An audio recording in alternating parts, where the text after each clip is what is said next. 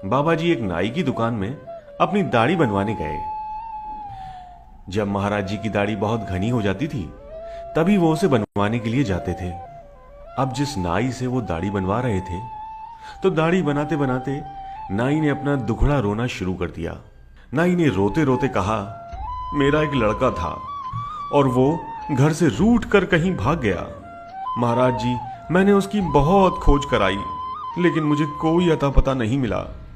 मेरे घर में बहुत उदासी है।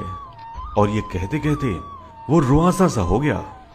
नीम करोली बाबा किसी के आंसू देख ही नहीं पाते थे। महाराज जी बोले, आ जाएगा, जल्दी आ जाएगा।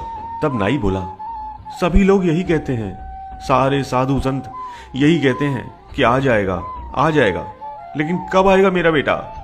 नाई के ऐसा कहते ही बाबा ने लघु शंका की इच्छा जताई और कहा, मैं अभी लघु शंका करके आता हूं। अपने सीने से नाई का वो कपड़ा हटाकर वो बाहर चले गए।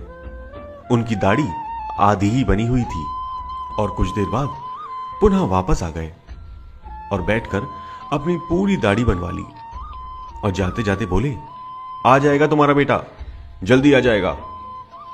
दूसरे दिन ऐसा चमत्कार हुआ कि उस नाई का बेटा घर वापस आ गया। ये देख के नाई चकित रह गया कि मेरा बेटा इतनी जल्दी वापस कैसे आ गया।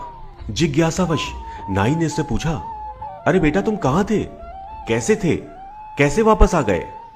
नाई के बेटे ने नाई को बताया, कल जब मैं एक होटल में बर्तन धो रहा था तब कोई महान साधु जैसा व्यक्ति मेरे पास आया। उसकी दाढ़ी सिर्फ आधी बनी हुई थी और मेरे पास आके बोला, जल्दी घर जाओ, सब लोग चिंतित हैं, तेरी गाड़ी छूटने वाली है, तेरा बाप तुझे बहुत याद करता है। और मुझे टिकट के पैसे भी दिए और वहां से चले गए।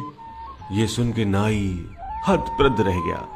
वो समझ गया कि ये नीम करोली बाबा का ही चमत्कार है।